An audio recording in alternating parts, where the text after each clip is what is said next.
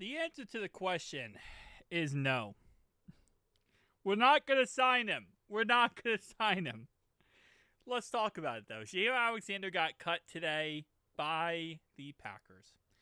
And right now, we aren't even on the list of teams that, quote-unquote, would potentially sign him. So, like, for example, the Niners are the best chance to land him. The Niners and the Raiders. Then it's the Rams, Dolphins, Eagles, Panthers, Chargers, Patriots, and Lions. Those are the list of teams that will probably land Jaire Alexander. After that, they have the field, which just means anyone pretty much. But no, we're not going to get Jaire Alexander. And before someone tries to make the argument, let me show you why. The last 2 years, right? Played 7 games last year, 7 games the year before that, 4 games in 2021.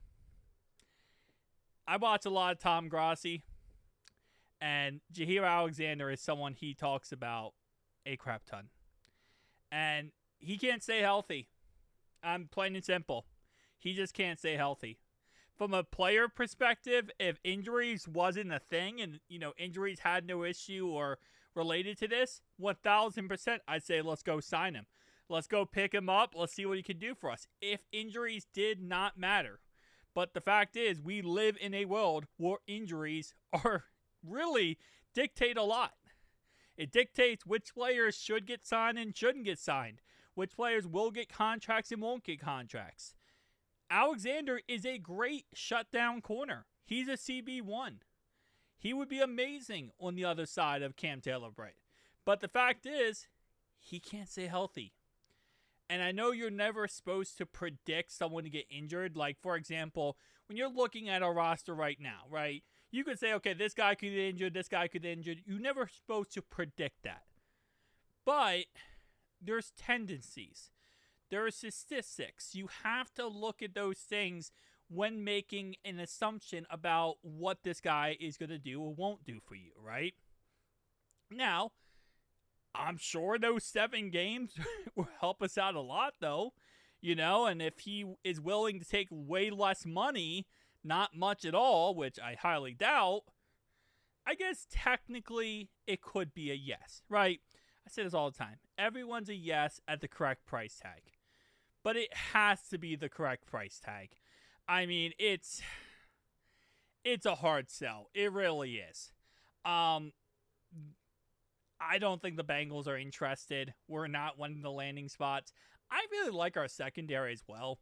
I think our secondary is really young, needs more time to work together and, develop.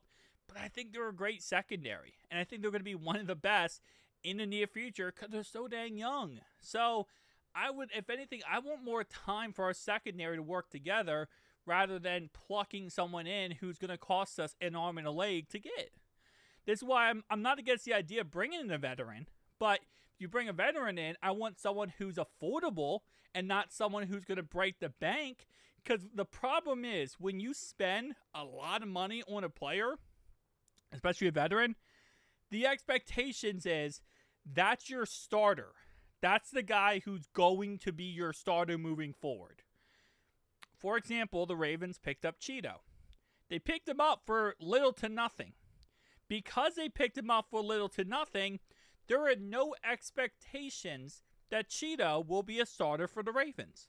There's no expectations that he will get any reps for the Ravens.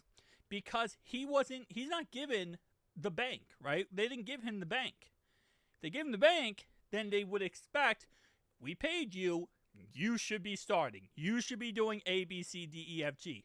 But if you don't pay a player that much, you get him for nothing, the expectation is, if he does anything, right, you're going to be happy. You're going to be excited. But you're not expecting anything. It's all about, can you get a return on your investment? I invested $6 million into this player every year. What's my return? Am I getting that $6 million worth of value back? Now, if I'm paying $750K for a player every year, I'm not expecting a lot to get to my return. So, that's the motto, right? If we get a cornerback who is a veteran but doesn't cost a lot, you're not expecting much. And hey, maybe if he does good, he exceeds your expectations. If we sign Alexander for a lot of money, I expect 1, a 16-game season. 2, I expect good production. And 3, I expect a starter. I don't think I'm going to get all that for the money we'd have to give him, which makes it not worth it. Makes it not worth it because you're giving up too much and it's hard to find a return there. So, Alexander, wish you the best of luck, buddy. Hopefully you find a place that's, great. He's 5'10", 196. He's also a little bit shorter, but doesn't really change much. He's still an amazing cornerback. And when he's healthy, he is one of the best. But it's the health factor. It's why we didn't go after Chase Young, even though a lot of people wanted us to. It's because of the health factor.